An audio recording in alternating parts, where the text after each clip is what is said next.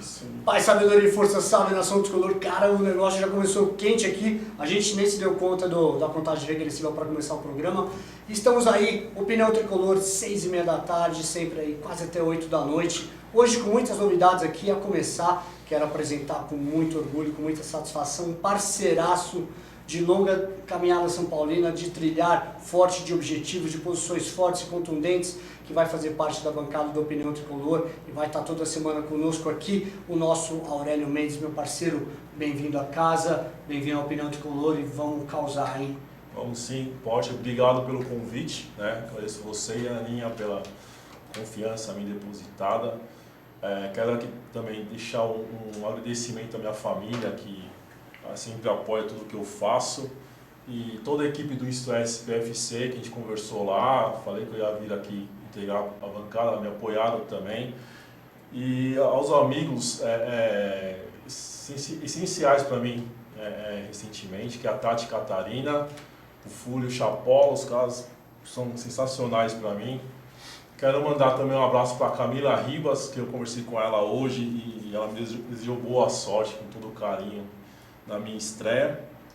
E um abraço geral para a galera do Twitter, aí não vou poder falar o nome de todo mundo, né? Mas tem o Wander Sanches, o Márcio Rocha, o Fê Kuriyama, o Edinho, todos os parceiros, e espero fazer aqui um bom trabalho, né? E para encerrar essa parte aqui, queria desejar um feliz aniversário para a Menoita, né? A menina Menoita aí, gente boa pra caramba, gatíssima São Paulina, falou que tem muita vergonha de estar com ela aqui no ar, mas ela não... Vi que não ia ser muito agradável para ela, porque ela é tímida, né? Mas estamos aí, um abração para todo mundo. Maravilha, você não falou muito de você, então eu falo. Para quem não conhece esse cara, Aurélio tem uma trajetória São Paulina espetacular. É um cara que sempre comandou projetos visando proteger a instituição São Paulo Futebol Clube, visando enaltecer coletividade de torcedores do São Paulo. Foi assim com o MUSP, um movimento que pretendia unir correntes são paulinas em torno de um bem comum, que é o nosso tricolor. Foi assim com o projeto Isto é São Paulo, que está revigorado agora, está forte, e eu desejo toda a sorte de sucesso para o Isto é também. Ótimos colunistas excelentes que realmente fazem parte lá da coletividade do Isto é, e amigos também da nossa rede social, do nosso convívio pessoal. Então parabéns, muita sorte aí na nova retomada do projeto. E aqui, a família do Isto é vai estar presente também, vamos, afinal de contas, todo mundo do São Paulo Futebol Clube, união de projetos em prol do nosso sentimento maior. E está na hora de também apresentar o cara que faz acontecer. Eu costumo dizer o seguinte: o universo de torcida organizada é complexo, o universo de torcida organizada tem toda uma cultura e uma contracultura, e para lidar com esse tipo de situações a gente precisa ter pessoas preparadas, pessoas que conheçam a vida e a linguagem da arquibancada e, acima de tudo, pessoas inteligentes e íntegras. E eu estou com um deles aqui hoje, um cara que realmente faz a torcida Dragões da Real, que foi a minha primeira torcida organizada de 87 a 90, período dos discursos do Sidão, período de Silvio Japonês, mas uma época muito bacana, muito gloriosa, época de soltar o talco na entrada do time em campo. A Dragões foi a primeira torcida de São Paulo que teve uma bandeira a atravessar o Morumbi inteiro em volta olímpica, quando ainda não existia a separação das grades. E o cara está fazendo acontecer realmente com um trabalho digno, correto, íntegro. Está aqui conosco hoje o André Azevedo. André, boa noite, irmão. Boa noite a todos. Obrigado mais uma vez pelo convite, Carlos. Aurélio, prazer participar dessa mesa com você de debate. Eu ia ter uns abraços que eu estava marcando para o final, mas como o Aurélio deixou o gancho, eu já queria aproveitar. Bora! É sempre complicado mandar um abraço para todo mundo, porque a gente sempre acaba esquecendo alguém, né, Aurélio? Então, você mencionou o Silvio aí, o Silvio ainda é um rapaz que se encontra na Dragões e nos ajuda muito, quero mandar um abraço para ele, para todos os diretores da Dragões, mas na realidade eu queria mandar um especial para minha namorada, porque essa semana ela estava internada, né, com um problema, e ela teve alta ontem. Eu quero mandar um beijo para ela, nem sei se ela está assistindo, né, eu falei para ela assistir. Como ela chama? Jaine. Jaine, tudo de bom pra você, sare logo, o André tá muito de saudade. Melhoras aí, a saúde é importante sempre, Aí né? que ela melhore, que ela fique bem e dizer que eu amo ela. Maravilha. Legal. Bom, gente, hoje a gente vai falar aqui justamente dessa questão complexa e ao mesmo tempo tão apaixonante que é o universo da festa no futebol. Só que antes disso, o São Paulo jogou, o São Paulo resgatou um sentimento de, eu não digo de esperança total, a gente ainda não é favorito a nada, estamos longe de uma uniformidade de um futebol bem jogado, mas resgatamos algo chamado El Morumbi Te Mata. Ganhamos do campeão atual da Libertadores, tiramos... né? Cara, posso? Claro, eu acho até engraçado, eu não sei se tem a ver ou se é uma simples coincidência, mas ontem parece que tínhamos 11 pintados em campo. Não sei se foi agora com a integração dele no elenco, porque o que sempre faltou para o time perder ou ganhar, isso é uma coisa normal. A gente sempre cobrou a alma, é uma coisa que estava faltando muito. Eu até comentava com os amigos, o São Paulo faz gol, até a comemoração é meio devagar, e quando toma ninguém fala nada. E ontem eu acho que foi a primeira vez no ano, até mais do que a gente viu na Argentina contra o próprio River, que você parece que viu 11 pintados dentro de campo. Para quem não lembra, o Pintado sempre foi um volante com pouca técnica, sim, mas com muita raça e que deu muito certo no São Paulo. E ontem parece que o time incorporou um pouco disso aí. Aurélio. Eu entendo que a vitória tem que ser comemorada, foi muito importante pra gente, deu um ar, mas é aquilo, é o balão de oxigênio. A gente estava quase na UTI. As imagens do jogo, o espírito resgatado dos caras realmente vibrando no jogo e nas comemorações. Foi bem diferente, né? Foi diferente. Agora um detalhe sobre isso, não sei se vocês repararam. Valério monstruoso. No final do jogo, eu vi o Denis chamando o pessoal para ir pro círculo central. Sim. Ele foi buscar o Kardec quase não vai. Vocês repararam nisso? Não cheguei. Ele parou, ficou meio na dúvida, vamos, aí o Denis foi lá, não, vamos lá, puxou e ele foi. Então a questão é, será se ainda faltou o Kardec ele vestir esse espírito que todo o time vestiu ontem? Esse espírito, esse aguerrido, esse espírito pintado de ser? Ou foi incômodo pelo gol perdido? Você sabe que eu tenho tido a felicidade de conversar com o Pintado nesses dias, né? E hoje, inclusive. E aí eu fiz questão de, obviamente, relatar para ele o que eu disse na rede social. Eu falei, olha, e o André foi muito feliz no que ele disse, porque foi exatamente o que eu postei. Em 10 dias de Pintado no São Paulo, 2 vitórias na Libertadores. Coincidência ou não, mas algo diferente tem aí. E você observa o seguinte, qual é um dos jogadores mais contestados do time do São Paulo? O Hudson. Um dos, né? O Hudson pela qualidade técnica limitada, ele teve um começo de ano um pouco interessante, um pouco destoando dos demais, apresentando até um futebol razoável, só que nós dizíamos sempre, está faltando um jogo grande. Porque o Hudson nunca... eu não vou dizer nunca, porque ele teve alguns momentos que ele foi bem nos jogos pesados, na estreia dele no Beira-Rio contra o Inter, muito bem. Foi a primeira vez que dizem que colocou o D'Alessandro no bolso. Na Libertadores, contra os rivais de preto, também foi muito bem, muito bem. Só que a regularidade nunca foi forte e a limitação acompanhava isso, né? E agora a gente tem um volante que chega, que se notabilizava pela simplicidade do futebol, pela limitação do futebol, mas por uma questão muito aguerrida. Que é o Pintado. Quem sabe o Hudson não está se espelhando ali também? Eu, em relação a fazer analogia a jogador, eu sou bem cético, né? Tipo, eu sou aquele torcedor que não fico entusiasmado com a vitória e também não acho que na derrota está tudo acabado. A nossa vitória ontem, ela não nos classifica e nós vamos jogar com o principal adversário nessa Libertadores, que é La Paz, a altitude, não o The Strongest, né? E que pode influenciar na nossa classificação. Sim. Então eu acho que o São Paulo, como um todo, o próprio Hudson, eles ainda têm muito mesmo para mostrar. Agora E a gente não falar, achar, porque depois do 6-0, e agora com essa vitória do River, o campeão voltou, alguma coisa desse tipo. Nossa, eu acho que É muito pé precipitado, no eu chão. falei, é o gás de oxigênio que tá... É, Agora, na melhora do Hudson também, se assim decorre da segurança que o Maicon passa lá atrás, do próprio João jogando junto ali. Então, vamos fazer o o seguinte. João entrou bem no time. Cara. Eu acho, João entrou nossa, bem, o Coisa moleque que tem nós responsabilidade. São Paulinos como um todo, acho que sempre queria os meninos de Cotia exatamente. jogando, eu acho que agora tá... Agora, só uma parte apenas que eu sei que o pessoal vai me cobrar porque eu defendo o Denis. Eu acho que o Denis ele é cobrado em demasia, talvez de forma injusta, mas ontem ele falhou. Falhou de forma bizonha. Eu sei que teve aquele lance, bateu a falta, foi lá, bateu a bola no jogador, mas ele não deveria ter saído. Foi nos 2 jogos do River. Os 2 jogos do River, e ontem na hora que ele falhou, ele perdeu a segurança que ele parecia estar demonstrando. E falhou de novo e quase a bola entra. O Denis, assim, eu vejo um cara como um goleiro de bons reflexos. Sim, é um bom goleiro. Só que ele tem 2 fundamentos que ele peca, que ele já deveria ter tipo tempo de sobra para aprender com o professor magistral que era o Rogério Ceni. A saída de jogo e a saída de bola.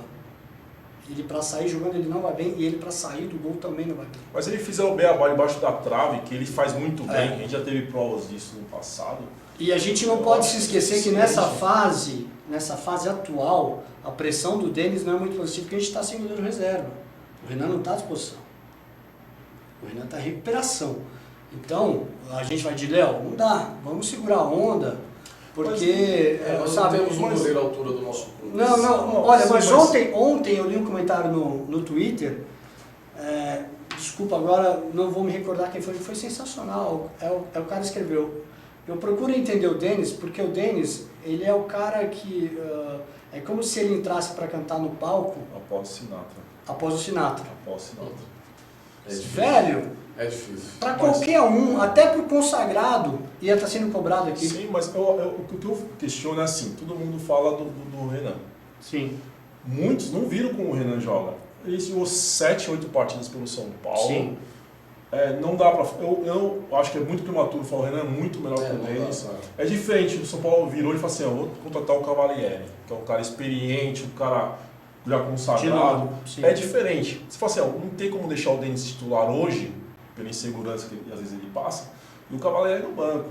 Mas o Renan é muito, muito precoce. Então eu acho que algumas críticas elas são infundadas. E pelo tempo de clube, a justiça do Sim. futebol ainda prevalece. E ele é um bom goleiro. Ele teve jogos que ele fechou o gol. Não, Né? difícil. Dizem que o fator zica começa a atrapalhar também o tal do chama-gol. Isso é perigoso. Porque se o cara fica com estigma, é um negócio que é um pouco assim complicado.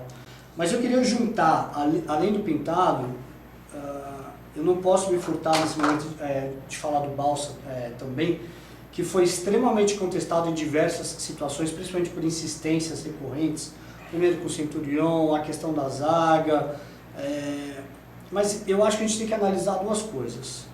Primeiro, tempo de chegada e de adaptação. Ontem o Michel Bastos,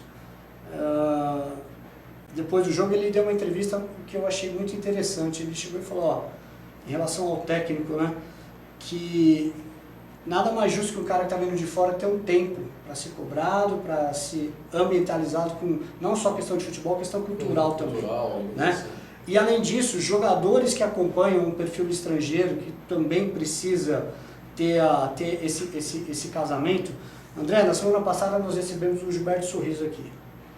Foi tricampeão 70. Lateral esquerdo. Isso, ele foi tricampeão 70 e 71. Tinha um Blacks, né? Isso, ele usou tudo. Black Power, usou cavanhaque, era multifacetado o cidadão. Não é do meu tempo, não, senão vão pensar que eu sou velho.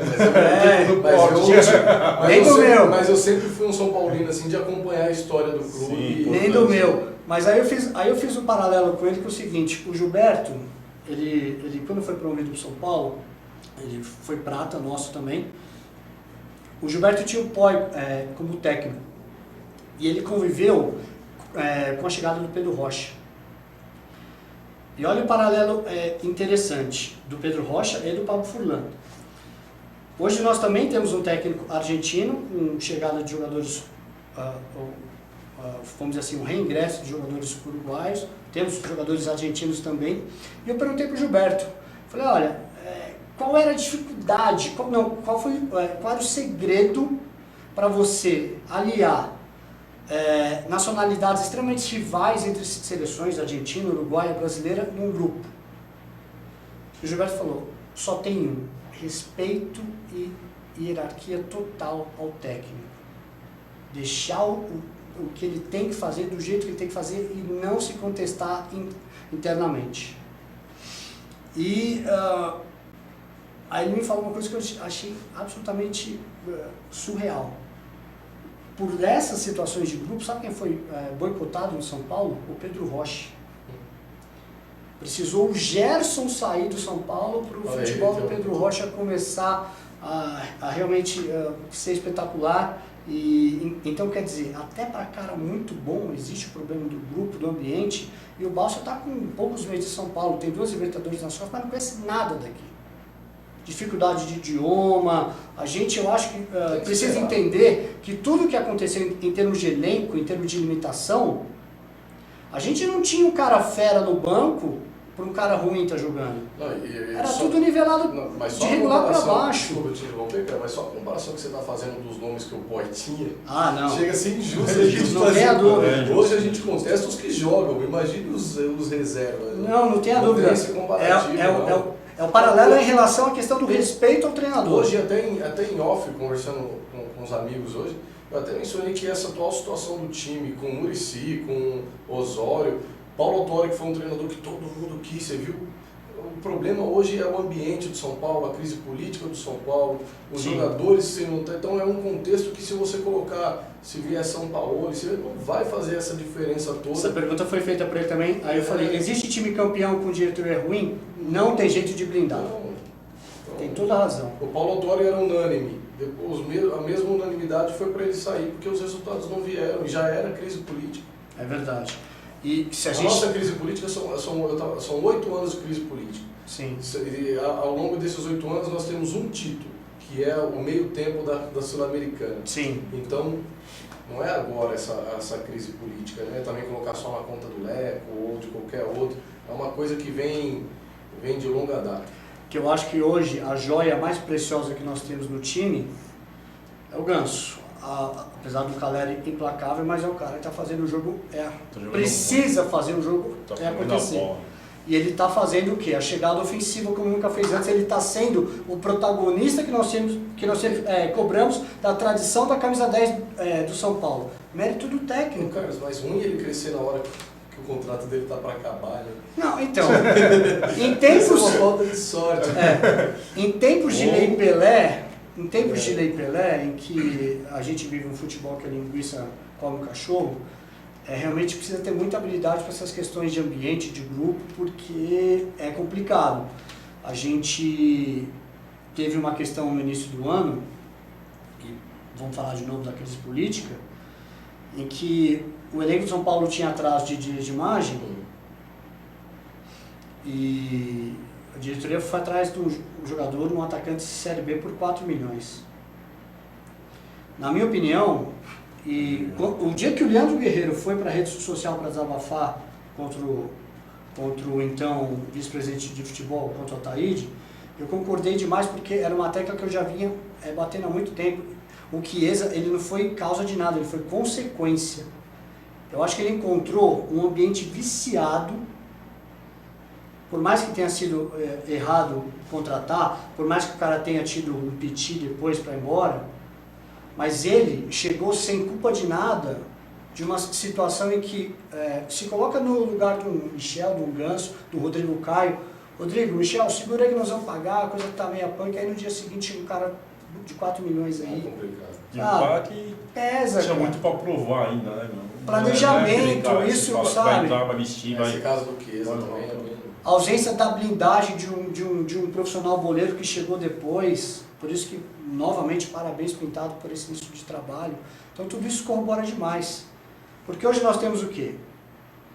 Os bons, alguns realmente jogando como nunca, outros sendo extremamente decepcionantes, e ontem um jogo de superação até dos contestados. A gente fala Mas e a regularidade? até do próprio Michel, porque o Michel é um bom jogador, e talvez a gente cobra mais do Michel do que do Hudson, como você falou, Porque sabemos da limitação que o Hudson tem, então você não pode querer que a pessoa ofereça aquilo que ela não pode, que ela não tem.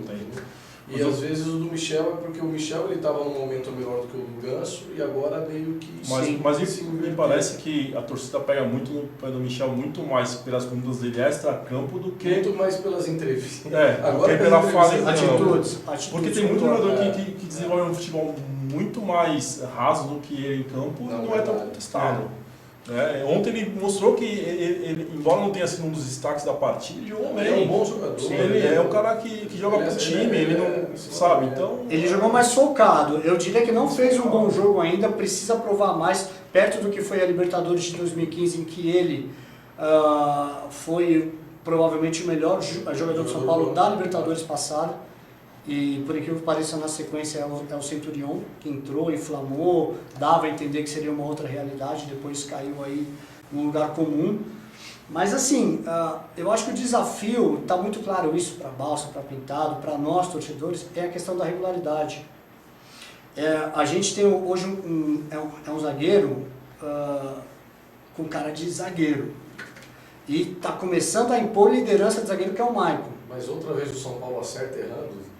O tempo. Mais 6 meses, o tempo. Então, fica complicado. Ele e o Caleri, né? Ele e o Caleri. 2 acertos que... Fica complicado por essa questão de tempo de contrato, porque a gente não consegue criar justamente a identidade e o compromisso quando o cara não tem.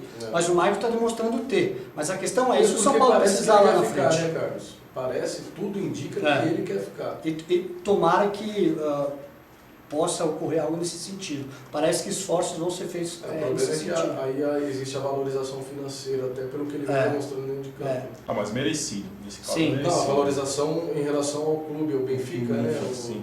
Não é questão de comparar o jogador, mas o Maicon, ele está sendo pela postura o Lugano da vez. E o Lugano é importante até no banco de reservas. Ontem ele mostrou um papel fundamental. Mostrou, sabe? Ele mostrou. Agora vem aqui, ontem eu tava esperando o Marcos chegar na voadora, meu. O cara tem cachorro louco. Aí o outro vai lá, dá um tapa na cara do cara que tem uma cara de menininho, né, meu? O cara novinho e tal. Dizem que os dois já têm alguma historinha ali. O Marcos vai chegar na voadora. Não foi o Dali, foi o cidadão que foi expulso. O outro com... Daí eu falei, o Marcos vai chegar na voadora, vai sair quebrando tudo, o negócio vai pegar. Eu senti falta disso, não vou mentir, né? A gente gosta de um pouco mais. Mas ainda bem que não teve. Mas ainda bem que ele não teve, ele mostrou uma responsabilidade, um nível de consciência fora do normal. Sim. Ele foi lá, tentou apartar ele, o Ganso também foi lá se dar uma peitada, mas nada. Então o time do São Paulo nessa hora foi legal que não caiu na catimba, né? Não, ontem foi. Isso, mas... catimbou bem. E acho que a busca da regularidade, olha só, o que a gente também cobra muito? O Bruno. Jogou muito bem. Muito. O Mena é um cara que consegue ter uma regularidade não de grande jogador, mas uma regularidade né? É isso. O Mena é médio. E olha aqui, é mais ou menos. Eu gostei da contratação do Mena. Até porque o mercado para lateral esquerdo hoje no Brasil é ridículo. Não, e acho que no mundo, cara, a ausência de laterais é um negócio assim, realmente. Aí a gente chega onde o Hudson se supera. Aí, de novo, o mesmo termo, regularidade. Schmidt que chegou devagar, absolutamente com mais vivência do futebol gringo que ele viveu, mesmo sendo no mercado português, mas a vivência tática é mais evoluída. E aí tem o Ganso sendo regente e a busca do companheiro pro Caleri, que o Kelvin está sendo uma grata surpresa. Jogou muito ontem esse moleque aí, né? Agora, vocês apostariam, por exemplo, no Kelvin há um mês e meio atrás? Não. E que culpa teria o Balsa nisso? Então o Balsa está descobrindo aos poucos. Tá formando os times, né? Ontem ficou... Não é isso? Depois que ele manteve a mesma equipe do 6-0 lá, ele falou, vou manter porque eu acho... Bancou o Rodrigo Caio, falou, Lugano não vai. Todo mundo pediu Lugano. Mesmo porque era um jogo com a cara do Lugano, né? Sim, não o Rodrigo não vai.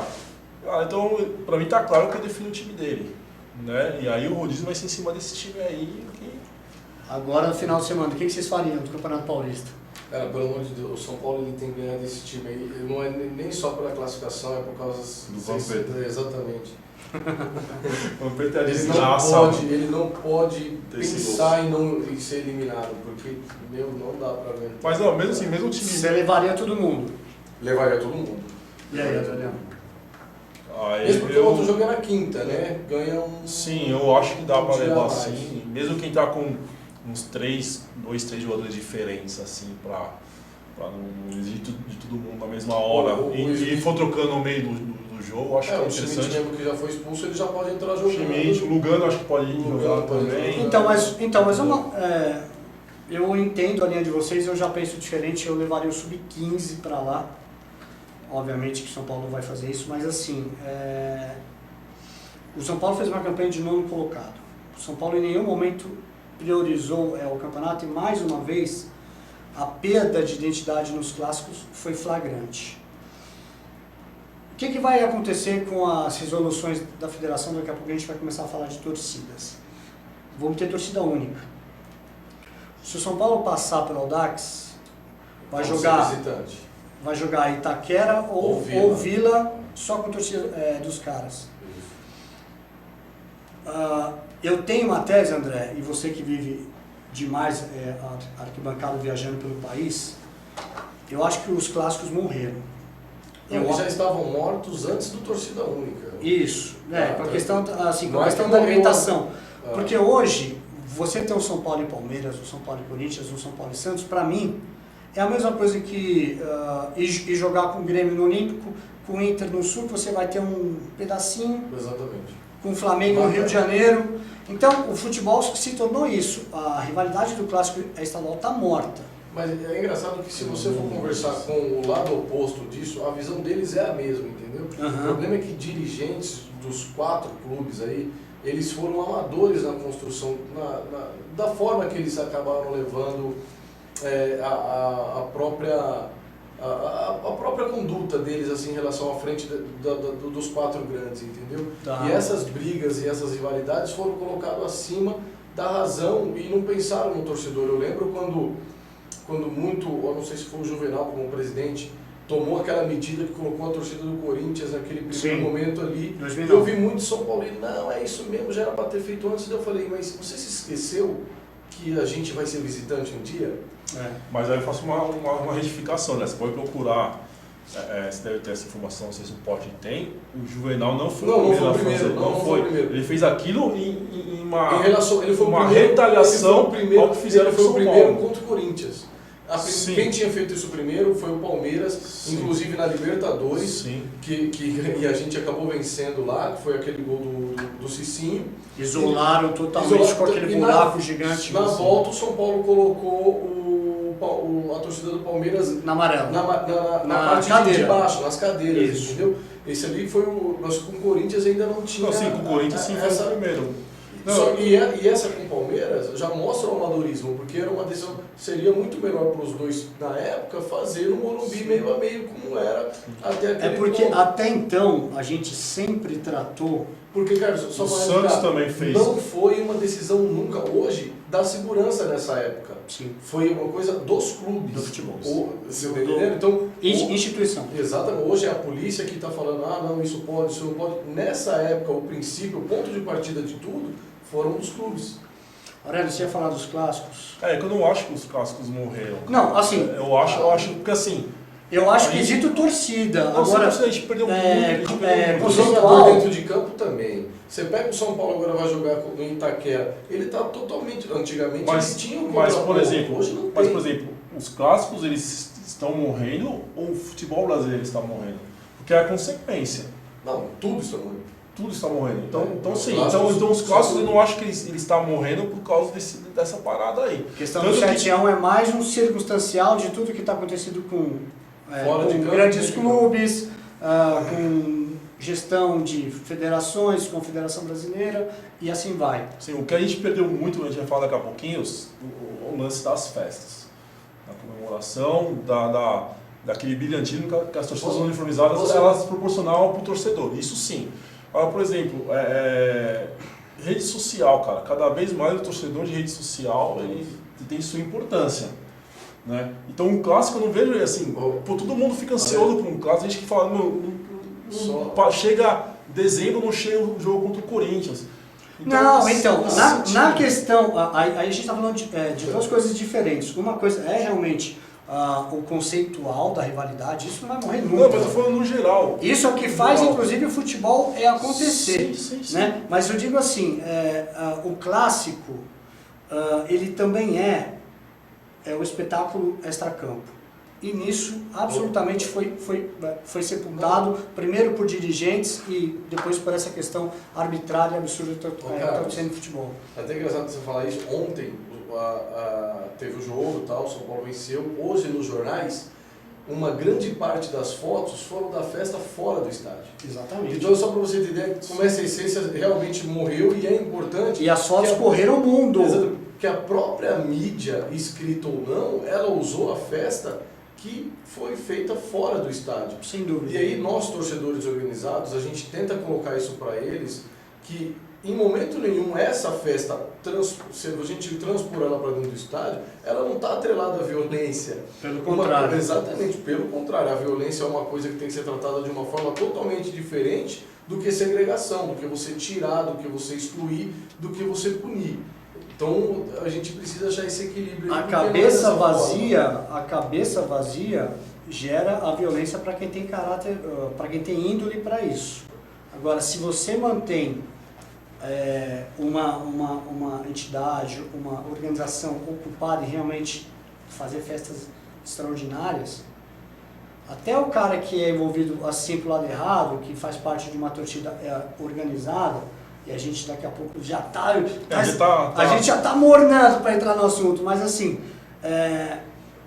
quanto mais você ocupar o torcedor de coisas produtivas, menos espaço para coisas deploráveis, entendeu? É que eu acho que a questão é um pouco antecedente. Por quê? Estava conversando com o André aqui antes, expliquei um pouco o meu ponto de vista para ele. A gente estava dizendo o seguinte, na época das festas, anos 90, da Independente. Vamos começar a ver umas imagens aí que a gente separou, Sérgio? Inclusive, só para recordar que é bom demais. Fui independente muito tempo, eu acompanhei todas essas festas em loco, contribuí bastante para que, lógico, na minha parcela de competência dentro da torcida. E tem um fato interessante, naquela época, mesmo com as festas, as torcidas viviam numa realidade mais violenta do que hoje. Então não acho que você, tirando ou não a festa, que você vai deixar a cabeça do cidadão vazia. Eu acho que isso muito mais um problema geral do que de torcida organizada. Por quê?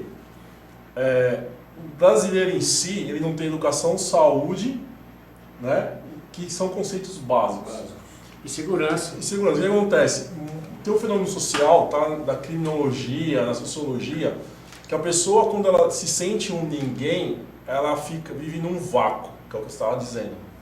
Quando ela vai para uma tribo social, seja uma tribo de rua ou uma torcida organizada, ele acaba assumindo a identidade da torcida para ela.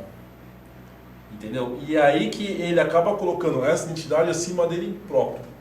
Então, completando o que você falou, eu acho que o vazio na mente é anterior, o Estado precisa agir em cima disso. Você está falando de um comportamento psicológico, então, que faz o cara transferir uma frustração, algo do gênero, para esse sentimento de poder exacerbado que o que acontece? Eu vou dar um exemplo geral, lógico que não é amplo, é ficto, não tem a ver com uma pessoa. Você pega uma pessoa, sei lá, o André. O André é um cara estudado, um cara que trabalha, ele sabe, eu tenho essa profissão, eu tenho minha mãe, tenho meu pai, tenho minha namorada, tenho meu filho, ele sabe a identidade que ele tem.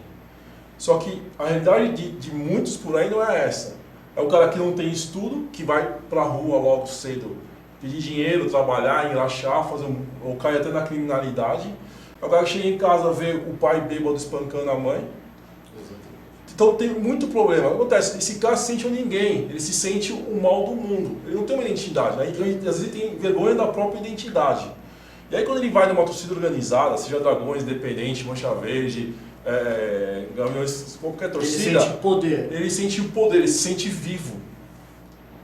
E isso faz com que ele coloque essa paixão acima da própria identidade e da própria razão. Esse assunto é tão complexo. Complexo, Dentro de todos esses fatores que a gente discutiu, eu fui dar uma entrevista recentemente, aí o rapaz me perguntou assim, o que você acha sobre a violência no futebol? Eu falei, não existe violência no futebol. Ele, como assim? Como não existe violência no futebol? Eu falei, não, existe violência e o futebol é uma extensão da violência existente, entendeu? Então, até em relação a tudo que a gente está falando, eu sempre falo até para as outras torcidas para a gente nunca prometer algo que a gente não possa cumprir, que é o fim da violência. A violência ela sempre vai existir. Isso aí na época da Grécia antiga, na época romana, seja ela qual for, nas grandes partes da história da Europa, e seja ela qual for, a violência ela faz parte da humanidade, do ser humano, infelizmente. E aqui não é diferente. Então, essa parte, eu sempre falo, não prometa algo que você não pode cumprir. Nós, com a volta das festas, a gente tem uma responsabilidade, sim, de tentar contribuir com o sistema, no caso das autoridades, na minimização e prevenção, nunca na erradicação. Acabar é uma coisa que não vai acabar, infelizmente. Concordo. Né? Então, é até deixar legal, porque fala assim... E é um discurso sincero, sem hipocrisia, sem meias exatamente, palavras. eu posso falar assim, não, a gente, para a volta das torcidas, para a volta das duas torcidas, você promete que não vai ter mais? Não prometo, ainda vai ter. Porque isso aí, infelizmente, faz parte da sociedade, faz parte do ser humano, faz parte do coletivo, que foi mencionado aqui agora. Sim. O cara, às vezes ele é menos homem quando ele está só e ele é mais homem quando ele está em grupo. Hoje a gente vive uma crise de identidade na hierarquia. Hoje a figura do pai e da mãe que foi se perdendo ao longo do tempo. A figura do professor. Do professor que te educava muito mais do que os seus próprios pais. Perfeito. De você achar que a figura do presidente de uma torcida vai ser esses três é uma outra mentira. Utopia, e é o que querem que ele seja. Às vezes ele não entende que essa dificuldade do jovem de não respeitar o pai, a mãe e o professor, não respeitar as leis existentes do próprio Estado, achar que ele vai respeitar na totalidade o presidente de uma torcida, chega a ser cômico. Eu estava conversando com o André aqui pelo seguinte, eu não acho que o presidente da torcida ele tem que ser pai, mãe, professor, você colocou bem. Mas ele tem que ter sim uma responsabilidade, sim. Porque vamos imaginar que a torcida é uma empresa. O que for ferido dessa empresa vai gerar uma responsabilidade e a empresa vai responder por si, certo? Não estou generalizando, eu falei aqui, vou deixar bem claro, já fui da torcida independente muitos anos e não sou bandido, nunca pratiquei um delito, hoje sou um agente do Estado concursado, todo mundo sabe. Então, eu sou exemplo vivo de que não pode generalizar, mas esse pessoal que vai para a rua para brigar, para matar, etc., são bandidos. Mas você pune o coletivo, você não pune eles. Sim, mas eu vejo hoje o instrumento que o Estado tem. Eu estava falando para você, eu fiz algumas anotações, eu falei, vou conversar com o André primeiro para não mas é legal o debate. Pelo seguinte... É até legal porque eu acho que o pessoal... e depois eu quero fazer um depoimento também que denota lá dos anos 80 para a gente entender um pouco o que é hoje. Eu trabalho no Ministério Público, conversei com muitos promotores e sei. O promotor ele não vê a torcida organizada como uma parte socialmente recuperável. Para eles, para o Estado em si, se você extinguir a torcida, legal, bacana, é o mérito deles. Sim. É o que eles visam. Se a torcida organizada, o clube, também eu acho que tem sua parcela de responsabilidade, sim. E o Estado não agir como uma engrenagem, o motor não vai funcionar. E isso vai ser sempre um empurra-pula para lá assim, para cá. Perfeito. Olha, o André, ele fez viagens pelo mundo. O depoimento que eu queria dar aqui é o seguinte. Primeiro, torcida organizada não é apesar de todas as causas sociais que envolvem a sociedade brasileira, não é um fenômeno do Brasil. É um fenômeno de paixão mundial. Você tem na figura dos ultras, você tem na figura dos barra bravas. E aí, o que já foi... a gente começou aqui hoje o programa Pilhado, porque a gente já estava justamente entrando nessa seara. Você vai numa Alemanha, você vai numa Inglaterra, o fenômeno dos hooligans, tudo isso está presente nas sociedades mais evoluídas do mundo, com qualidade de vida excepcional, com educação excepcional, com saúde excepcional, só que a paixão faz a coisa acontecer culturalmente, do lado festa e do lado violência em todas as coletividades. cada uma com a sua peculiaridade. Leste europeu é uma coisa absurda, futebol turco é na faca. Então, assim, isso acontece no mundo inteiro. Só que qual que é a diferença? Hoje, o cara assiste o jogo na Inglaterra, ele está ali a 3 passos do gramado sem acontecer nada. Então, quando a gente fala do sistema, existe a razão de se falar, porque a lei funciona de uma forma implacável. Hoje, o futebol, e aí, André, você foi excepcional, não é a violência do futebol, é a violência pela violência que o futebol está inserido.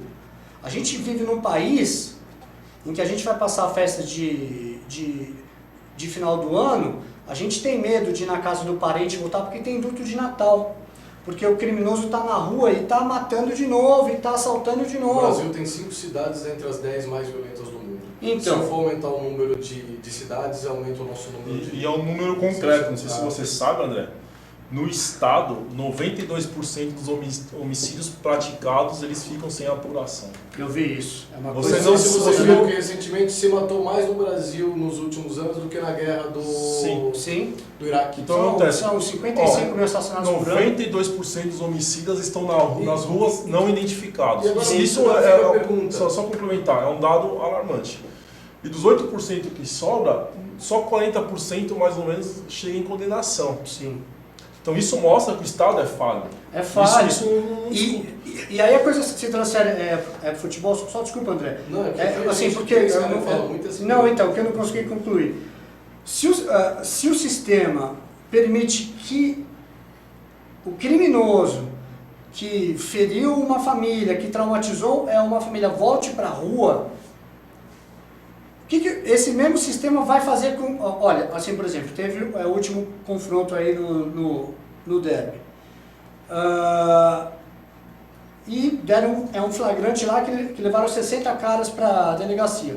O cara assina o termo e vai embora. O erro tá aí. No dia posterior, pune as bandeiras, as O erro tá aí. O Aurélio... Chega a ser engraçado. Então, o Aurélio fez uma analogia muito boa da questão da empresa, que tem sim que arcar com a responsabilidade. Sim. Só que veja bem, se um funcionário da Johnson & Johnson vai e mata alguém, não é a Johnson & Johnson que matou ninguém.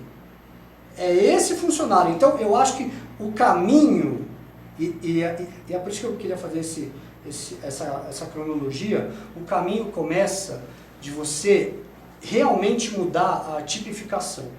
Sim. E aí eu vou lembrar lá dos anos 80, quando começou a ter problema de violência de torcida, era uma coisa, por incrível que pareça, pura. O que eu quero dizer? Hoje a gente chama aí nas lutas de MMA da trocação, era o sair na mão. Tipo um clube da luta, né? Isso aí. E aí o que acontece? Esse tipo de situação que colocava o coletivo em perigo, mesmo sendo um grupo brigando, porque você expõe risco de pânico, era uma época de 100 mil pessoas no estádio, era tão grave quanto é hoje. Só que hoje a coisa criminalizou mais, que hoje é arma, hoje é uma coisa absurda. Mas enfim, a gente, no passado, não se punia ninguém e a tipificação era muito leve porque caía no crime de rixa. E aí você 10 caras brigavam, mas você tem um cara em específico que destruiu, um cidadão lá que ficou aleijado. Esse cara não se ferrava sozinho. E é uma situação que foi prolongando ao longo do tempo até que começaram a precisar achar culpados. Vamos lembrar, 92, São Paulo e Corinthians, a morte do Rodrigo de Gasperi no campo do Nacional, eu estava lá. Eu até hoje não sei se o rapaz que foi preso, se foi bode expiatório ou não. Mas a questão a partir do momento em que você tem um ato ilícito promovido numa praça de futebol, e aí você tem, então peraí, esse cara vai ser acusado por homicídio. Aí a coisa começa a mudar de figura. Esse cara vai ser acusado por lesão corporal grave. Aí a coisa começa a mudar de figura. Agora, o que não pode... Mas isso já pode acontecer Até porque independentemente de alteração de Não, lei. então... Já alterou dessa de rixa. Isso. Hoje já tem De lei. Então, Independentemente, isso aí já pode Só que acontecer. ela só não é aplicada. Isso, é esse o Não, mas ponto. A não coisa evoluiu, a coisa alterou, mas não funciona. E aí, vem o que como sanção? O proibir pelo proibir. Totalmente. Não acho que é o proibir pelo proibir. Pelo proibir. Eu acho que é o instrumento que o Estado tem na mão hoje. Mas Porque pela própria incompetência estatal. errado o instrumento poder Não, eu acho que o erro maior do Estado, a atuação do Estado, é o que eu te falei. O Estado, para ele, é benéfico o quê? Extinguir torcida organizada. Para o Estado não compensa investir R$1 na solução, porque não dá voto, porque não é uma coisa tão aparente. E para o Estado, cada torcedor que está ali se matando é estatística. Ponto. E isso é fatal. O que mostra para mim, no meu ponto de vista, que a situação está sendo tratada de modo equivocada. Vou dar exemplo de uma torcida que não é nem de São Paulo. A torcida foi lá, em Oruro, teve um problema, mataram o menino. A lei daquele país estava sendo aplicada. Teve uma comoção nacional interna na administração pública, o Estado. Não, é brasileiro, temos que ir lá soltar, porque não sei o que lá. A Dilma atuou nisso daí. O Lula atuou nisso daí. O Eduardo Saboia, que ele era o conselheiro lá do consulado, atuou a favor disso aí. O maior canal do país fez dramatização. O ministro da Justiça atuou, foi lá liberar o cara. E aí que chega o cara aqui, o cara vai viajar para o Distrito Federal, tem problema lá. O Rio de Janeiro tem problema lá. Mas aí entra no que eu falei. Então, isso que eu falei, isso mostra o que eu estou te falando. O Estado não tem boa vontade. Agora, eu não sei se vocês vão concordar com a minha visão. É por isso que quando a gente menciona o 7-1 e a gente acaba fazendo várias analogias ao 7-1, eu vou fazer mais uma delas, que não é dentro do campo, em relação a isso. Eles tratam totalmente diferente tudo. Eles não tratam o torcedor como só um torcedor. Ele, além de tudo, ele é um cidadão. Ele é um cara que é inserido em outras esferas da sua sociedade. Quando a gente age dessa maneira, a gente se esquece que você, ou punindo, ou excluindo, ou segregando, tirando ele do estádio, ele vai estar inserido na praia, no trânsito, na rua, e isso vira uma bola de neve, vira um ciclo. O cara que é um mau torcedor e que promove esses atos dentro da arquibancada, ou fora, ou na rua, ele é um mau cidadão. E a gente não, o Estado, ele teria que se preocupar sim, porque na viagem que eu fiz para a Alemanha, a gente constatava que quanto maior o problema, maior era o investimento, maior era a proximidade, porque ele não via o cara só como um torcedor. O jogo são 2 horas de jogo, ou 1 hora posterior, ou 1 hora anterior, e o depois, e aquele cara, e ele como cidadão? Você está entendendo? Então a gente trata tudo como, tira ele do Morumbi, tira ele de Itaquera e ele na rua. Quando você for parado num trânsito e ele te colocar a arma e te assaltar. Então, mas eu não... Você está entendendo? A gente está... Eu acho que se a gente for pensar de uma forma um pouco mais global, a gente tem que ver que a gente não vive só o futebol. Eu, para vir aqui, eu peguei o trânsito, vim até aqui, e a gente sofre, a gente comenta isso todos os dias, os perigos de parar no farol, de sair para comer uma pizza à noite, de ir no arrastão na praia. Você está entendendo? Então a gente teria que começar a ir no problema e não punir o coletivo, porque eu acho que quem pune o coletivo não pune ninguém. Independente do cara ser um líder ou não, ser um presidente, eu acho que se o cara for um presidente de uma torcida, ele cometeu um ato ilícito, ele tem que ser deposto, entra um outro presidente. Ele tem que ser preso. Tem que ser preso, a lei tem que ser aplicada para ele e ele tem que ser preso. Agora, a gente fala assim, não, fecha a torcida, proíbe a torcida, acaba a torcida e resolveu o problema. A gente está protegendo o infrator. Está matando uma questão cultural só que faz deixar parte. Claro com o André aqui, eu conversei com ele, não sei se ele está dizendo em relação ao que eu disse. Ele sabe, em nenhum momento eu falei que tem que fechar a torcida. Eu falei que é para o momento que o Estado tem de mais imediato. Eu falei, e daqui para frente, eu acho, se você quer mudar, tem que parar com essa situação do seguinte, a torcida fala, esse é um problema do Estado. O Estado fala, esse é um problema da torcida. Sim. Isso nunca vai ser resolvido. Eu falei para ele, isso daí é uma engrenagem. Uma engrenagem do motor é o Estado, o outro é a torcida e o outro é o clube. Eu falei, eu entendo. Por que eu falo, se você ser presidente de uma torcida organizada, você tem que ter sua responsabilidade. Porque você está mostrando, mexendo com a paixão da pessoa. E todo mundo sabe que quando você mexe com a paixão, a pessoa ela sai de si. Exacerba. Tem que ter isso em mente. O cara quando está com uma camisa de uma torcida na rua, queira ou não queira, é um sinal identificador. E isso está gerando o quê? Uma imagem, talvez deteriorada ou não, mas uma imagem negativa para a sociedade. Eu falei para você antes, Quando é da torcida organizada, você ia no estádio, todo mundo admirava, assim, ó, a torcida independente está chegando, a Dragões está chegando, olha o bandeirão, vai ter fumaça. O torcedor comum, ele admirava a torcida, ele via como se fosse uma torcida de elite, entre aspas. Aquilo é uma coisa que o próprio torcedor comum, ele Hoje parecia... os setores do estádio rivalizam, na mesma Rivalizam. torcida. Hoje a a torcida... imprensa faz um esforço muito grande para criminalizar. Se eu não consumisse futebol e não fosse de torcida organizada e fosse um alienado a tudo que falam, eu odiaria a torcida organizada. Sim, mas o que eu te falei aqui? Eu dei o meu exemplo, eu sou o caso concreto que não pode generalizar. Né? Só que foi o seguinte, só que para o torcedor comum, ele generaliza, ele fala, torcida organizada, todos são bandidos. Isso. O clube, ele favorece a torcida organizada e não me favorece, eu pago meu sócio torcedor. Por que isso?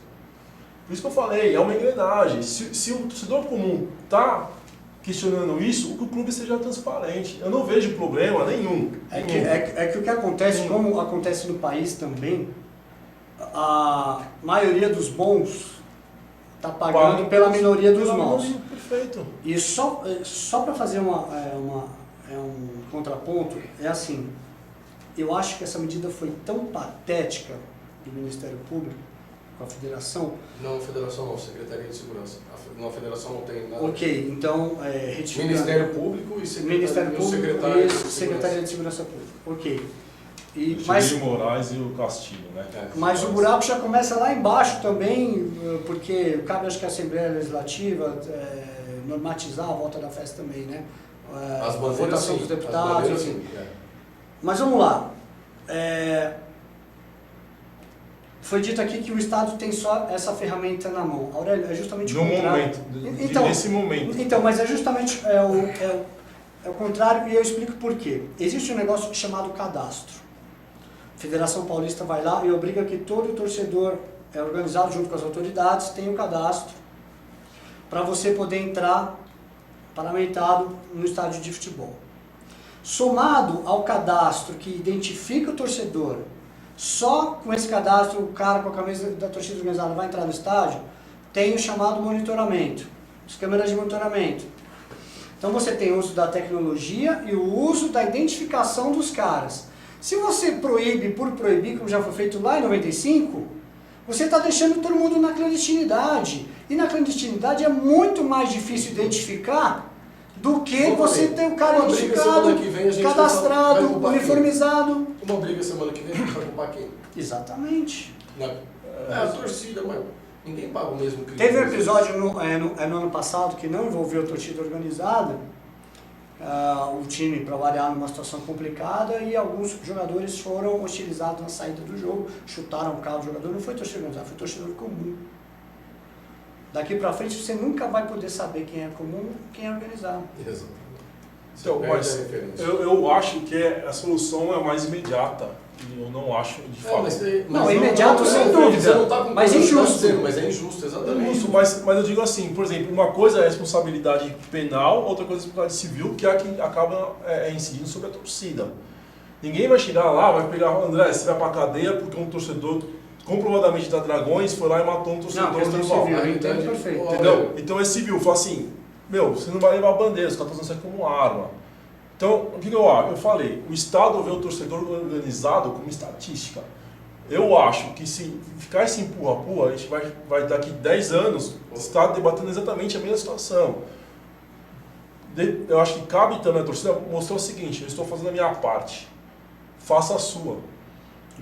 Aí o recado para o Estado fica, vamos deixar de ver como estatística, ver como cidadão, mas que o cidadão esteja ciente que pode se ferrar se fizer coisa errada. Sim, eu estava falando para o André aqui antes.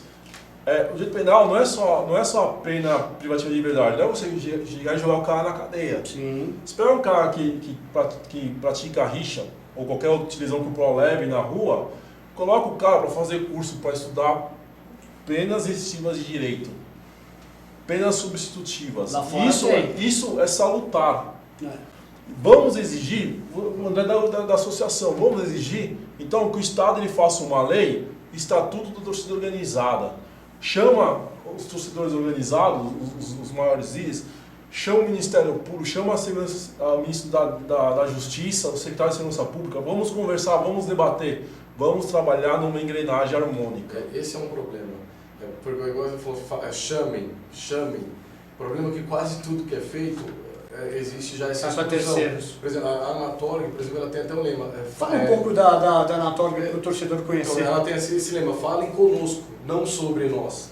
Porque nunca chamam a gente para esses debates e sempre acabam falando do tema torcida organizada. Essa medida que você acabou de mencionar aí, imediatista, ao meu ponto de vista, foi muito mais para dar entrevista coletiva, para aparecer na mídia, para se promover, deixar promotor famoso e alguém que tiver algum interesse político. Porque torcida organizada, eu não sei se vocês vão entender. O último que ficou famoso também enrolou.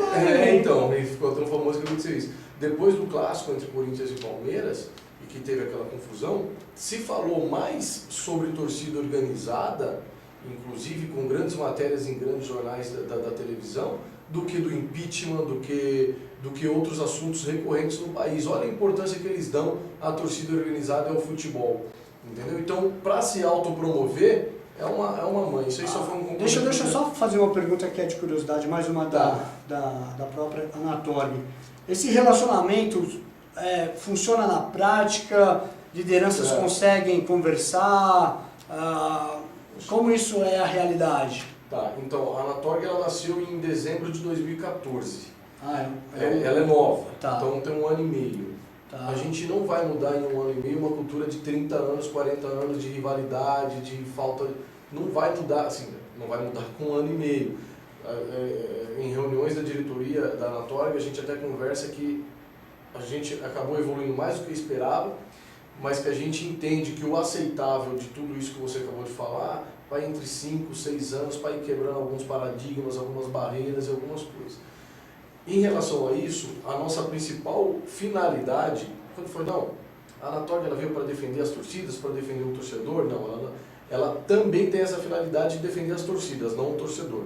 Ela, em hipótese alguma, ela tem como finalidade defender o torcedor, seja ele da Gaviões, da Mancha, da Independente, da Dragões, do Vasco, qualquer um. Defende sempre a instituição. A gente hoje luta para a individualização de pena. O que a gente mais pede é para que seja mais severo. Por exemplo, quando acontece num campo de futebol, se joga uma latinha dentro do campo e não acha o rapaz que jogou, o clube perde mando de jogo. Quando você pega o rapaz que jogou, a responsabilidade passa a ser dele. O caso que o Carlos acabou de mencionar, você prende 60 pessoas, solta 60 pessoas e põe na instituição, e as 60 pessoas estão inseridas e estão no próximo jogo dos seus respectivos times. E agora na clandestinidade, para ficar mais complicado. Então, a Anatorg ela prega o quê? Uma individualização de crime, de pena. É óbvio que tem a responsabilidade coletiva. Sanções ali, não é tipo assim, de banimento ou excluir. Vamos dar um exemplo prático? Está todo mundo proibido. Sim. Ok. Mas as torcidas não estão extintas. Não estão extintas. Ok. Nessa de clandestinidade, vai ter um clássico de apelo, vem aí as semifinais de campeonato, por isso o pau pode fechar no metrô. E o sistema você não tem pode... como responsabilizar ninguém. Ele não pode vir na mídia e dizer que foi organizado. Porque ele já a penalizou como se ela tivesse... Exato. É exatamente isso. Então é muito contraproducente.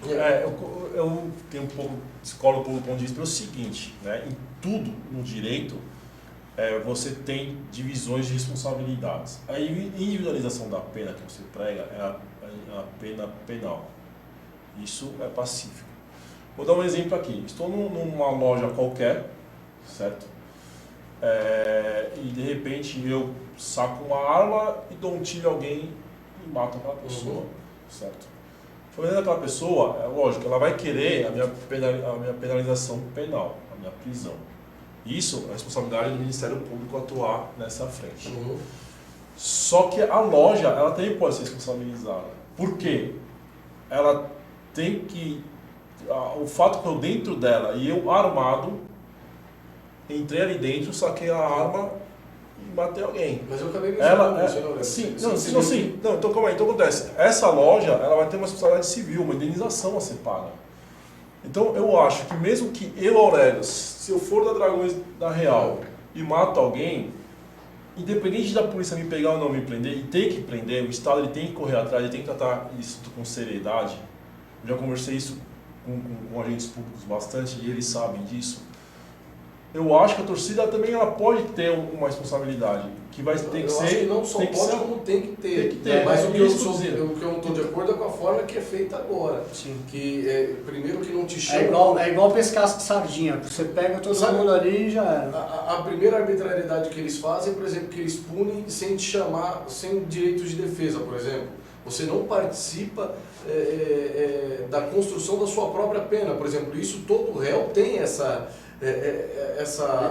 direito. esse direito. Não pode haver E é uma coisa que chamado não pode- cerceamento. Exatamente. O problema é que nem sempre é uma pena, né, André? Às vezes é administrativa, só que tipo, quando é administrativa, tipo assim, são 3 jogos de penalidade, menos bandeira para um e põe para um. É umas coisas que eu acho que tem que acontecer, até porque para a torcida também tem sua responsabilidade. O que eu sou, que eu não sou de acordo é quando a gente fala em acabar, excluir, banir, fechar essas coisas, entendeu? Agora não Sim, em mas, relação mas você sabe, como você disse no começo, eu não sou a favor da extinção da torcida organizada. Tá. Né? Tanto que eu te falei, eu acho hoje que a torcida organizada ela tem um papel que ela não tinha no passado. Que é mostrar para a sociedade, para o torcedor Porque agora mostra comum, tudo, né? sim, torcedor comum, que não é feito só de bandidos. Entendeu? E que ela é contrária à ação dos verdadeiros bandidos. Mas está difícil. Sabe o que está difícil? A gente vive uma realidade hoje, principalmente em relação à imprensa. Você acha que o canal que o Carlos está me dando aqui, que você está me dando aqui, eu vou na Sport TV, eu vou na ESPN, eu vou na Rede Globo, eu não vou. Eles pontuam aquilo que eles querem saber da gente. E quando eles querem saber alguma coisa da gente, nós já somos blindados naquele tema. A gente não pode expor com total franqueza como está sendo aqui. E editam. Então o problema é como é que eu vou mudar a minha imagem quando não há um contraponto, não há um equilíbrio de tudo. Por exemplo, todo mundo em casa tem acesso ao ruim. Não tem acesso a nada, a saber que você foi um cara de torcida organizada, que o Carlos, que eu... Que existem centenas, se não milhares de pais de família, professores, mulheres, médicos, que existem empresários... que existem as ações sociais de grande mobilização. Então, mas você não acha que esse, inclusive, é um papel talvez mais importante da própria torcida? Por quê? Eu vejo, por exemplo, um trabalho fantástico da Dragões, inclusive em divulgação da escola de samba. Né? Hoje a torcida do São Paulo parece que adotou realmente a Dragões como a escola ou uma das favoritas. E é bacana, o pessoal acompanha. Eu conheço pessoas que nem acompanham jogos do São Paulo toda semana, mas que acompanham a Dragões, entra no site e tal. Isso não é legal você dar uma publicidade porque você está fazendo para o trabalho? Não simplesmente colocar o seguinte: o Estado está errando, não concordo com isso. A violência da torcida é uma amostra da violência social. Isso não vai convencer o torcedor que acessa o site da Dragões ou que está vendo a gente aqui. Mas internamente é feito, mas o problema é isso. Eu vou falar, eu nem ia falar disso, a gente não tem espaço fora. Eu não ia nem falar como Dragões. A sua pergunta tem uma resposta bem óbvia. Todas as torcidas buscam isso e todas fazem esse outro... Sim, mas é você mostrar ações concretas. Que não tem o carnaval. Não é só você pegar, por exemplo, a gente no Estado está cheio de leis que não funcionam. Exato. Não é só você editar um texto para português ler e falar, eles estão querendo convencer a gente que a torcida não apoia isso. É você mostrar ações concretas. Isso eu acho que tem meio. A internet hoje é um meio fenomenal para divulgação. A gente está fazendo. Né? Porque eu tenho certeza. O site da Dragões é muito bom. O torcedor comum, eu tenho certeza disso. Na hora tem que tomar consciência e ver, não, os caras eles são organizados, mas eles não, de fato, concretamente não apoiam o torcedor bandido que está ali porque sabe que vai espinar a torcida. A torcida organizada recebe X do clube, o clube é transparente, não estou falando que vocês recebem. Não, você não né? Transparente, o torcedor ele vai comprar a ideia da torcida. Quando eu começar a colocar isso, vai começar a pesar no Estado. Você entendeu como deve funcionar? Mesmo porque então, tudo é informação. Qualquer pessoa ela tem um valor, um instrumento, uma arma muito importante, que é a informação. Então vocês têm que trabalhar em cima disso. Perfeito. Porque a conscientização do torcedor comum. É o que a gente está tentando. Hoje a gente entra na rede social, o pessoal fala assim, o que eu falo é que eu não estou dando para trás. falei pra você antes, vamos conversar antes. O cara que vai pra brigar, pra matar, esse cara é bandido. O cara tem que ser penalizado pelo Estado. Mas não é generalizado. E as pessoas estão generalizando. E a briga das organizadas que eu faço, entendeu? Total voz aqui, é o seguinte, faz parte do futebol, enquanto o futebol é futebol. Sim. Tá? Não estamos falando de algo recente, a gente está falando de anos 40, de Torcida de São Paulo, que ele foi pioneiro no país. Faz parte do universo mundial. Então, autoridades, vamos cuidar da individualização de penas, vamos cuidar de prender o cara correto e deixar o cara que não tem nada a ver com isso fazer a festa mal ao clube dele. Não existe nada mais bonito do que uma festa dentro de um estádio que realmente contenha tudo aquilo que o estádio pode oferecer e mais, reflete no campo. Eu vou dar um último exemplo. Nós fomos eliminados aí numa Libertadores, numa sequência de Libertadores, mas a que me marcou muito foi 2008.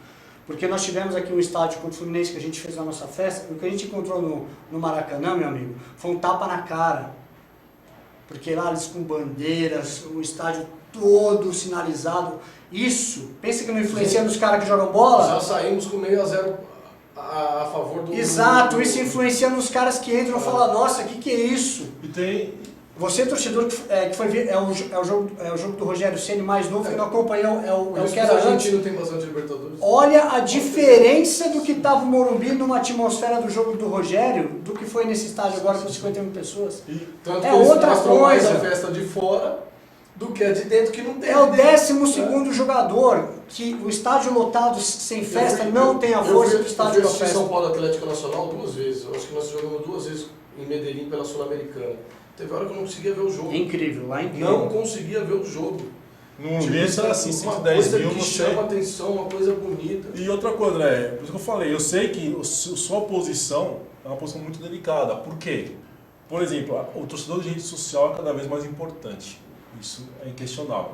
Né? É formador de opinião, muita gente conversa, muita gente palpita, só que eles não têm a sensação do que quem realmente viveu essa festa da torcida sabe como funciona. Sim. Você entrava, via uma festa tinha lá TUSP, Dragões, Falange, pô, negócio que arrepiava, abria bandeirão, arrepiava muito mais do que às vezes, do que uma baita partida do clube, né? Bandeirão girando na morte do Senna, bandeirão do Seninha, sabe, aquelas guerras de bandeirões, a Dragões fazendo bandeiras também bem bacanas. E o torcedor que está hoje, que vai no estádio, ele não viveu isso. Tem muita gente que é muito nova. Né? E mais do que isso, já encontrou um estádio setorizado, Sim. separado por grade, Sim. que é como se fosse um outro Sem universo. festa, sem alma. Que é como se fosse um outro Então, universo. ele vê a torcida talvez nem com a importância. Tem Então, toda a razão. esse é o trabalho. Você tem um trabalho árduo, cara. É você informar essa pessoa conscientizada de que a torcida tem um lado bom e que ela tem importância para o clube. Até em relação a isso, olha, que, né, quando eu estava fazendo uma apresentação breve da Anatorg e falando das defesas, que não defendemos o torcedor, sempre a instituição, e até essa defesa institucional a gente está deixando como segundo plano, porque a gente, nas nossas reuniões, a gente deixou bem claro que antes de você querer brigar por algo, você tem que dar uma arrumada na sua cozinha, né? E a cozinha de torcida organizada, até por conta da rivalidade, estava um segmento bem solto, sabe? Você vê vários outros setores aí, seja taxista, motoboy, empresa de ônibus, todo tem seus sindicatos, as suas referências para que lute por uma causa. E as torcidas organizadas era eu contra o outro, o azul contra o preto, o vermelho contra o verde, e por aí vai. Até que eu até falava para os meninos antes, quando você via a polícia batendo numa torcida rival, você cantava, ih, se fudeu, né? Tá apanhando. E aí a gente já conseguiu colocar no conceito, quer dizer, aquele policial que usa às vezes da força policial com a torcida rival, amanhã ele vai usar contigo, entendeu? Então nós estamos conseguindo mudar alguns conceitos e com uma coisa, com uma regra básica, não é com acordo, não é com nada, é com diálogo. Nós partimos do princípio de implantar e fomentar o diálogo. E hoje nós evoluímos muito. Nunca em 30, 40, 50 anos de torcida organizada, nunca houve tanto diálogo entre rivais. Aí você fala, mas o que aconteceu com o Gaviões e Irmãos? Não estou falando todas, não estou falando numa totalidade. Mas numa amplitude que exatamente, partiu do zero. Mas no que a gente tem hoje, Carlos, é fenomenal, não só um grupo no WhatsApp com mais de 200 líderes que ali comentam, às vezes, alguns assuntos, mas estão no mesmo local, falando a mesma língua, Legal. fiscalizado por todos, e Isso é importante. em loco também, não só aqui em São Paulo, mas ao longo do Brasil a gente já promoveu encontros nacionais, regionais, estaduais, com torcidas rivais. Vamos ter um em Natal agora, dia 15 e 16, onde a torcida do América de Natal vai estar com a torcida do ABC. Coisas que nunca aconteceram, entendeu? Então é o ponto de partida para você chegar ao limite do aceitável. Parabéns, é o diálogo. muito bom. Então a gente está evoluindo. Gente, temos 6 minutos de programa. Eu queria que você falasse, o torcedor, pô, tô vendo o trabalho da Dragões, tá show de bola, quero me associar, como que ele faz? Tá, www.dragõesdareal.com.br, para ser breve, porque a gente só tem 6 minutos. Entrando no site você tem toda a informação da história da torcida, fotos, viagens, caravanas e como se associar também. Posso, rapidinho, essa camiseta que estava no balcão aqui praticamente todo o programa, essa camiseta aí agora nós estamos adotando ela como a nossa padrão de arquibancada, né? Porque praticamente era um erro que a Dragões vinha com. Um erro assim, né? A gente tem a padronização na cor vermelha, mas não tinha uma camiseta específica, coisa que nós já tivemos na década de 80. Hoje a Independente tem uma muito bonita, que parece a do São Paulo, uma da Mini Sport muito bonita. Outras torcidas também têm aquela referência e agora a gente está lançando essa, um dragãozinho meio retrô aí, parece uma mancha de óleo. Mas Quanto mais retrô, eu acho eu também acho bacana. Isso aí é da época da fundação da Dragões, na década de 80. Posso mostrar à frente? Em 92 tinha também, tinha já. Eu mostro aqui. Em 92 a gente já usava da Mini Sport também, Mini que Sport, era uma vermelha, muito bonita. Sim. Tá E aí essa aí agora vai ser ela toda retrô, Aqui, sistema polo, vai ter ela em regata e baby look também. Deveria E ela vai minha, ser a assim. camiseta arquibancada. E a gente espera que o sócio compre a ideia e a gente fique bem padronizadinho lá. Show Em de bola. relação a tudo, obrigado pelo convite. Viu que o debate é rico, bom. cara, é bom. Você gostou? A Estreia? gente Gostei, pô, tô assistindo. Do caralho aqui, né? Parado, Toca aí, irmão. Bom que Parceiro, viu? O André entendeu tudo do ponto de vista e, sabe, me coloco à disposição se precisar tirar alguma dúvida, alguma coisa que eu possa ajudar, tô à disposição para vocês aí, para orientar, fazer o que eu puder fazer por vocês aí também. Tamo junto. Maravilha. Sérgio, vamos passar 93 voando, que a gente sempre passa aqui. Os títulos da história de São Paulo já estão no Mundial 93, meu irmão. Olha só que maravilha. Vamos finalizar o programa com coisa boa e a gente se despede. Fechou? Fechou. Então, maravilha. Salve o tricolor paulista, amado clube brasileiro. Tu és forte, tu és grande, dentre os grandes és o primeiro. Tu és forte, tu és grande, dentre os grandes és o primeiro. Ó tricolor, clube bem amado. As tuas glórias vêm do passado, ó tricolor, clube bem amado. As tuas glórias vêm do passado, são teus guias brasileiros.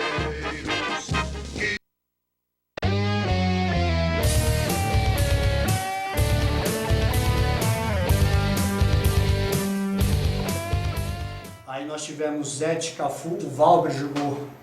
Como jogava o Valber? Um dia eu vou trazer o Calef de volta aqui, só para o Calef de João Francisco, nosso parceiraço, contar a história do Valber, que era sensacional.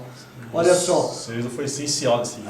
Então, com o Ronaldão não tínhamos mais o talismã Ronaldo Luiz de 92, mas tínhamos André Luiz Prata, que depois fez patifaria conosco, que vai se fazer, né? Doriva, grande Doriva conosco, Toninho Cerezo, como você disse bem, nossa, vamos jogar de novo sem o Raí. Como vamos Não fazer? queria que o Doriva tivesse saído da forma que saiu, não. Eu acho que eu É um queria cara que de ele história, fosse né? treinador ainda do São Paulo. É verdade, é verdade. Assim, concordo com você. E aí, fechando, o meio campo, ainda tivemos Leonardo e Dinho e Miller, sempre Miller, um cara que o tempo passou, as gerações mais novas às vezes ouve o Miller falar, fala, caramba, Mandar um mas último como abraço jogou aqui. bola, E por favor. digo mais, só complementando, o Palinha foi essencial nesse Palinha jogo também, e Os sempre. mais novos criticam pra E caramba sempre. porque o cara mete a boca. Tanto ele quanto o Juninho, na Juninho. batuta do Tele, genial Tele. Só mandar um abraço pro Renan, que recentemente a Portuguesa reincidiu o contrato com ele porque estava torcendo. É verdade. Sim, o Eu, Renan. ruim pra ele, mas eu achei muito bonita a história dele e eu fiquei surpreso com a postura e eu não sabia que ele...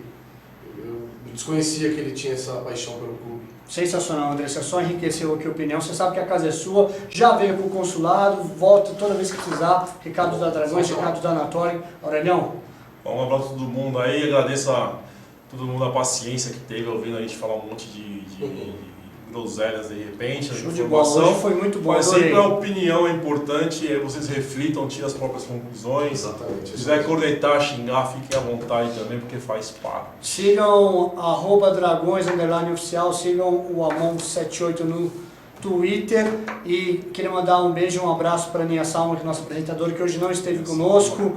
Está abrindo aí uma loja no final de semana, a gente deseja toda a sorte para ela. Loja de imóveis, precisando de imóveis, procurem @Aninha Salma. Vamos fazer um jabá da Aninha aqui, na Teodoro Sampaio, depois a gente passa na semana que vem. Deixa ela contar, quando ela voltar, como vai ser a loja, show de bola. Tem coquetel lá no sábado, a gente vai prestigiar. E para finalizar, vai falando alguma coisa aqui, eu vou achar Bom, é isso quem mandou um daí. abraço para você hoje aqui. Foi um debate muito rico aqui, muito importante. Ficou claro que a opinião democrática é bem válida, gera reflexão.